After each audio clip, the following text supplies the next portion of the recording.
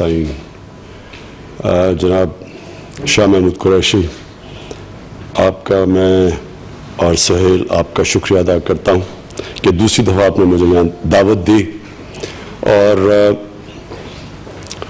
اپنے انوائز جو ہمارا کام کر رہے ہیں پاکستان کا، باہر جا کے پاکستان کا کیس لڑتے ہیں، پاکستان کے لیے پوری کوشش کرتے ہیں کہ ہمارے ملک میں خوشحالی آئے، ان سے بات چیت کرنے کے لیے تو میں آپ کا شکریہ ادا کرتا ہوں۔ میں یہ بھی آپ کو آج کہنا چاہتا ہوں کہ کیونکہ میں سپورٹس کے اندر، رانا صاحب بیٹھ جائیں آرام سے، سپورٹس کے اندر ساری دنیا میں پھرا ہوا ہوں اور میرا عموماً انٹریکشن ہمارے ڈپلومیٹ سے ہوتا تھا، امبیسڈر سے ہوتا تھا، اور مجھے ہمیشہ بڑا فخر ہوتا تھا کہ ہمارے امبیسڈرز کی کوالٹی کے اوپر،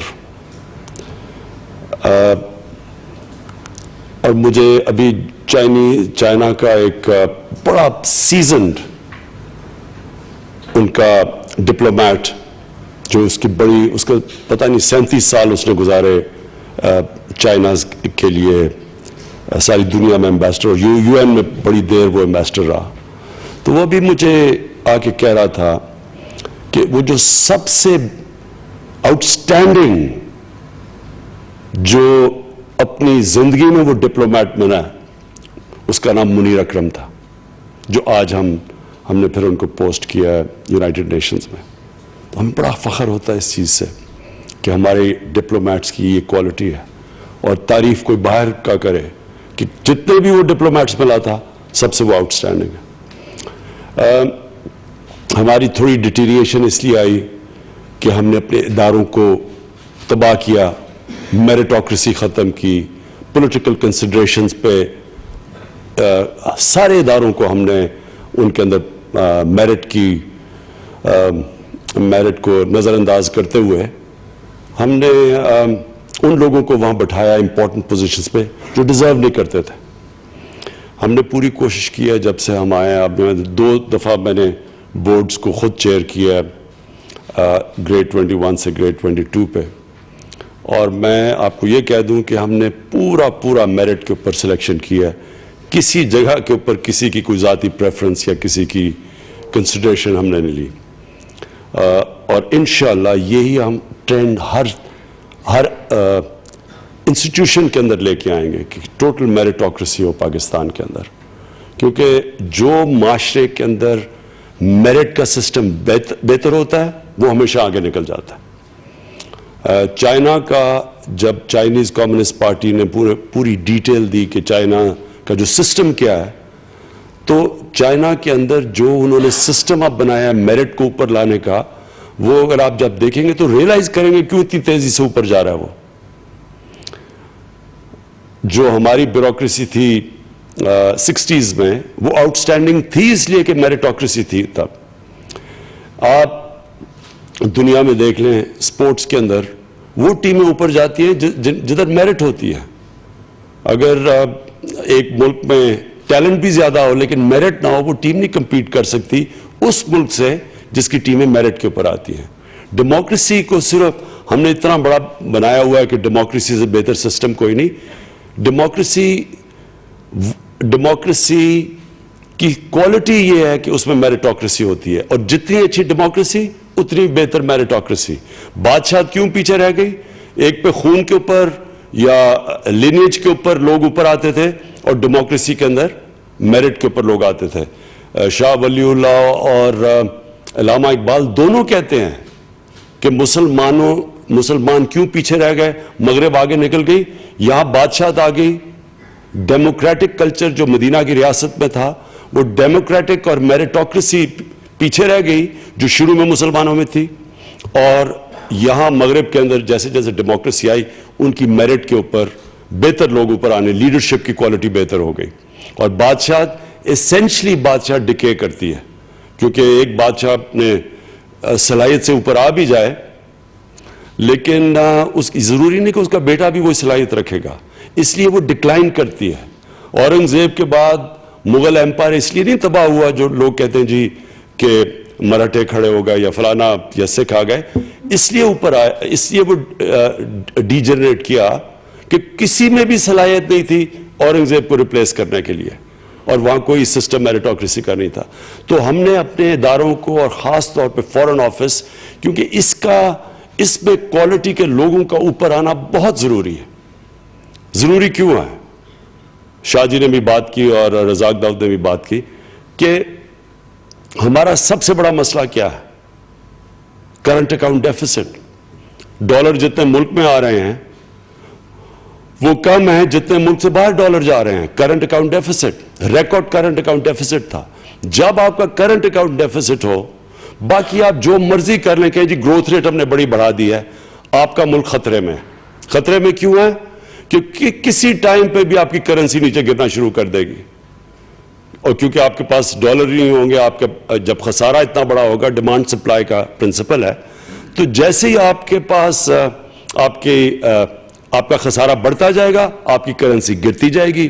کرنسی گرے گی، ساری چیزیں مہنگی ہو جائے گی ملک کے اندر، اور وہ ملک غریب ہو جاتا ہے. کرنٹ اکاؤنٹ ڈیفیسٹ جس طرح بڑھتا جاتا ہے، آپ کا ملک غریب ہوتا جاتا ہے، آپ کی دولت کم ہوتی جاتی ہے، ویلتھ کریشن کم ہو جاتی ہے. انویسٹر نہیں آتا باہر سے. انویسٹر کیوں نہیں آتا؟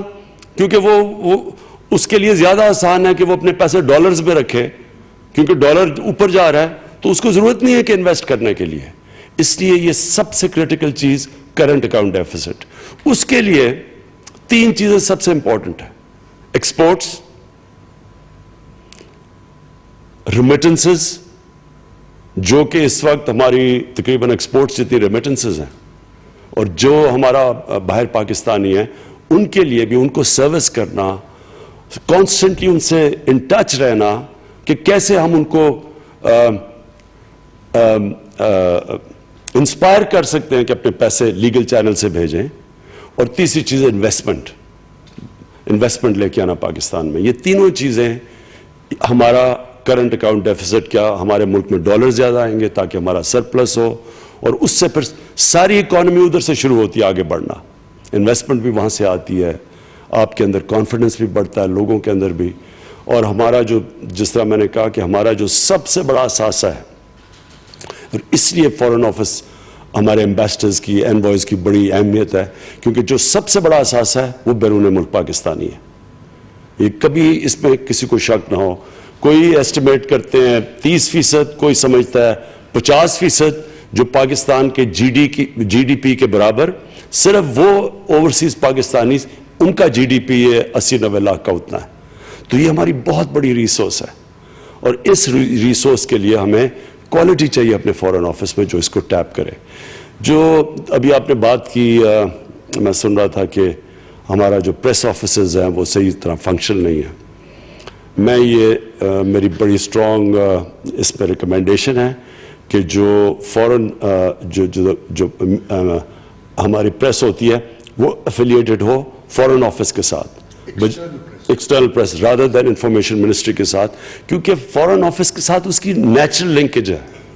جب وہ انفارمیشن منسٹری میں آ جاتی ہے، انفارمیشن منسٹری تو ملک میں ڈے ٹو ڈے افیئرز کو ڈیل کرتی ہے. جو وہاں باہر کا نیوز ہے، باہر کا جو آپ، اور بڑی اچھی سجیشنز، آپ کی اتنی لمبی پریزنٹیشن تھی اس میں بڑی اچھی سجیشنز تھی، لیکن اس میں ایک یہ تھی کہ کمیونیکیشن پتہ تو چلے لوگوں کو یہاں کہ افریقہ کیا ہے. یہاں زیادہ تر لوگوں کو یہی نہیں آئیڈیا، کہ اس لیے تو جو جاتا ہے وہ 3-4 کیپٹلز میں چلا جاتا ہے. وہ پریس آفیسز بھی مجھے پکا یقین ہوگا جو فورن جو ہماری پریس اٹیچیز ہوتے ہیں وہ بھی سارے جاتے ہیں وہ یورپین کیپٹلز میں، یا وہاں کے بچے ان کے پڑھ جائیں وغیرہ. ان کو کوئی کنسرن نہیں ہوتا کہ ان کا ایکچولی بہت ہی امپورٹنٹ فنکشن ہے ہمارے فورن یہ جو میڈیا سینٹرز ہوتے ہیں. میں اب جو خیر تھی اپنے اتنی لمبی پریزنٹیشنز دی، مجھے تو یہ بھی نہیں پتا کہ میں کس چیز کو ٹچ کروں، لیکن صرف میں یہ کہوں گا کہ افریقہ کو جو ہم نے نگلیکٹ کیا ہے، یہ بھی ایک ہمارا مائنڈ سیٹ ریفلیکٹ کرتا ہے. جب ایک انوویشن ختم ہو جاتی ہے، کریٹیوٹی ختم ہو جاتی ہے، جب ایک قوم بالکل بڑا سوچنا ختم کر دیتی ہے. انسان بڑا تب بنتا ہے جب اس کی سوچ بڑی ہوتی ہے. ملک تب بڑا ہوتا ہے جب ملک میں ایک سیلف کانفیڈنس آ جاتا ہے کہ ہم کچھ ہیں, جو ہمارے 60s میں تھا. آپ میں سے تو لوگ پیدا بھی نہیں ہوں گے تب, لیکن مجھے 60s یاد ہے کہ ایک بڑا سیلف کانفیڈنس تھا پاکستانیوں میں. لوگ اپنے اندر بلیو کرتے تھے. آپ ہماری بیوروکریسی جو تھی 60s کی, آپ یقین کریں کہ دنیا میں کسی بیوروکریسی کا مقابلہ کر سکتی تھی. جو ہم 60s کا پروگریس تھا, جو ڈیکیڈ آف, جو بڑے تیزی سے پاکستان نے پروگریس کیا, جب سارے ایشیا سے سب سے آگے نکل چکا تھا, اس کی بیک بون تھی ہماری بیوروکریسی جو امپلیمنٹ کرتی تھی پروگرامز, اور کوالٹی کی تھی. بینکرز ہمارے کوالٹی کے تھے. ہمارے جو شروع میں ادارے تھے باہر جا کے کام کرتے تھے. جو گورنمنٹ کے ادارے تھے ان میں کیپبلٹی تھی, ان میں کوالٹی ایسی تھی, ان کو باہر جا کے کانٹریکٹس ملتے تھے. تو انفارچونیٹلی وہ جو ایک کانفیڈنس تھا, وہ جو بڑی سوچ تھی, وہ آہستہ آہستہ آہستہ ہماری ختم ہو گئی. وہ ہم نے واپس لے کے آنی ہے. ہمیں اپنا مقام سمجھنا ہے. یہ پاکستان ایک, جب میں نیلسن منڈیلا کو ملا تو اس نے مجھے بڑا پاکستان کی تعریف کی, اور اس نے مجھے کہا کہ ہم آئیڈلائز کرتے تھے قائد اعظم کو. فریڈم سٹرگل میں جب یہ ANC نیلسن منڈیلا آیا تو یہ سارے قائد اعظم کی یہ اور گاندھی کی یہ آئیڈلائز کرتے تھے. وہ مین جو آپ نے شروع میں بات کی کہ کیسے شروع میں کنیکشنز تھے پاکستان کے افریقہ کے, تو ہمارے یہ قائد اعظم, ان کی جو فریڈم سٹرگل تھی, وہ اس کے بعد انسپائر ہو کے بڑے افریقن ملکوں کے اندر فریڈم سٹرگلز چلی ہیں. تو ہماری ایک بڑی ایک اہمیت تھی, وہ ہم نے خود کھوئی ہے. لیکن خوشخبری آپ کے لیے یہ ہے کہ یہ ملک کا اللہ نے ایک ایسا جیو اسٹریٹجک لوکیشن دیا ہے, اللہ نے اس کو اتنی نعمتوں سے نوازا ہے کہ یہ کسی ٹائم پہ بھی ہم اب جو ہم ایک مشکل وقت سے نکل کے ہم نے اپنی اکانومی سٹیبلائز کی, جس طرح آپ کو اسٹیٹ بینک کے گورنر نے بتایا ہی ہوگا کہ بڑی مشکلوں سے اکانومی سٹیبل ہوئی. کرنسی کے اوپر یہ بڑی بات ہے کہ کرنسی کوئی فورن ایکسچینج ریزروز خرچ کیے بغیر خود ہی روپیہ کلائم کرنا شروع کیا ہوا ہے, اور اسٹاک مارکیٹ کے اندر کانفیڈنس ہے. اس کے باوجود کہ پاکستان کو ڈی سٹیبلائز کرنے کی بڑی کوشش کی گئی ہے, اس کے باوجود ایک کانفیڈنس آتا جا رہا ہے انویسٹرز میں, انویسٹمنٹ بڑھتی جا رہی ہے. یہ اب ٹائم ہے کہ ہم اپنی مشنز کو پوری طرح ان کا پوٹینشیل یوٹیلائز کریں. اور یہ بالکل آپ کی جو ساری کانفرنسز ہے, کانفرنس یہ جو آج یہ جو آپ نے کی ہے 2 دن کی, اس کے اندر جو مین میسج ہے کہ افریقہ کے اوپر اب ہم کانسنٹریٹ کریں. اور افریقہ بالکل بات آپ نے ٹھیک کی کہ دیکھیں جس ملک میں وائبرنسی ہوتی ہے وہ نظر آ گیا وہاں کہ انہوں نے سیدھی طرح افریقہ پہ, چائنا نے جو سب سے وائبرنٹ ملک ہے اس وقت, چائنا کی کانسنٹریٹ, اور ٹرکی ہمارے سامنے. ترکی کا جو حال تھا آج سے 18-19 سال پہلے جب تب پرائم منسٹر اردوغان جب آئے تھے, تو آج ترکی کو دیکھیں, ان کے ایک مائنڈ سیٹ چینج ہو گیا, ایک کانفیڈنس آ گیا ان کے اندر. مشکلوں کا وہ بھی سامنا کر رہے ہیں, لیکن جو مشنز آپ دیکھتے ہیں ان کی, میں نے وہ جو ٹریڈ دیکھی ہندوستان اور ترکی کا, تو جس طرح ترکی افریقہ کے اندر گیا ہے, یہی اب پورا ہم نے زور لگانا ہے اس کے اوپر, اور اپنی مشنز کے اوپر اپنا ترکی میں جا کے اپنے آپ کو اسٹیبلش کرنا ہے افریقہ کے اندر. اور میں یہ سمجھتا ہوں کہ ہمارے ڈپلومیٹس میں پوری کیپبلٹی ہے, لیکن صرف اب ایک ویژن چاہیے. آپ نے اپنے آپ کو مشنری سمجھنا ہے کہ ہم ایک مشن پہ آ رہے ہیں کہ ہم نے پاکستان کے لیے ٹریڈ لے کے آنی ہے, ٹریڈ روٹس, کانٹیکٹس, انویسٹرز. اور کانفرنسز میں میرا پریزیڈنٹ عارف الوی کو ہم بھجوائیں گے افریقہ کے, کیونکہ اس وقت میرا تھوڑی سی ملک میں زیادہ ضرورت ہے. اور جب موقع ملا, میں تو ویسے ہی افریقہ کو بڑا پسند کرتا ہوں, میں تو واحد شاید وہ پاکستانی ہوں جو زیادہ تر افریقہ میں پھرا ہوا ہوں, تو میں انشاءاللہ جب بھی موقع ملے گا میں بھی جاؤں گا. آخر میں یہ کہنا چاہتا ہوں کہ جو پاکستان کی فورن پالیسی اب ہے, یہ بہت پہلے ہماری یہ فورن پالیسی ہونی چاہیے تھی. اور وہ کیا ہے کہ پاکستان کو کبھی بھی ایک ایسا ملک اپنے آپ کو انڈر سیل نہیں کرنا چاہیے تھا کہ ہم کسی سے استعمال ہوں.